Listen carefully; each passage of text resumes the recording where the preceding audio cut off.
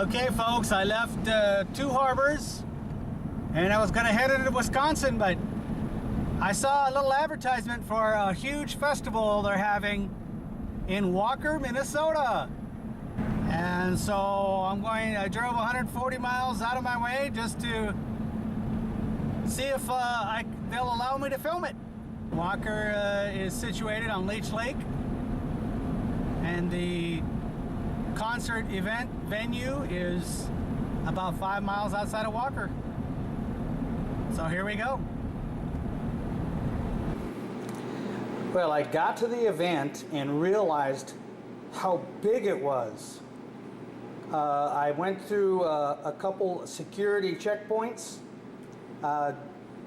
showed them my card, told them I wanted to film the event, and at each point I had to wait for them to get on the walkie-talkie and see if they'd let me forward. So at each of those 2 points I thought, well, ain't gonna happen. Well, I passed the second security point and I was led to a shack where Nancy Freeman told me to wait until she got the right person to see if they were going to allow me to film the event. So I sat at a picnic table outside the shack and waited and waited and waited and waited. And my thoughts were going again, oh, ain't gonna happen. And even Nancy was nice and hollered out, I'm still trying to get a hold of him. After a while, there's this dude that came up on the golf cart. His name was Bo. And he told me that all the media that were allowed to film had to go through a process months ago. And so I thought to myself, ain't gonna happen. So he went into the shack and I waited again. Evidently he was making another call and checking the website out. And he came out and he even made it look like, started sounding like I wasn't gonna make it. And I told him, hey, you know, I don't need a golf cart. I don't need a media pass. I just want a pass to and film my experience. Well, guess what, folks? I got a pass for 3 days. Here is they have their own magazine. So you can see it's the largest rock festival in Minnesota. And on this next page, you can see the 3 days of lineup. Well, I found out there was actually 4 days. On Wednesday, they had a pre-jam party. Anybody who bought a 3-day ticket got to see the bands there at the pre-jam party on Wednesday. It started at 6 with Urban Myth and ended at 10:45 with Hairball. All right, I'm here with one of the workers. What's your name? Tiffany. Tiffany, what are you doing for the event? I work in Gate 6.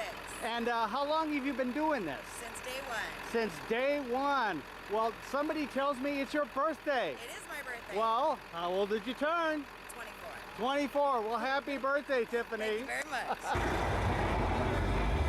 Everybody's got their own major camps set up out here.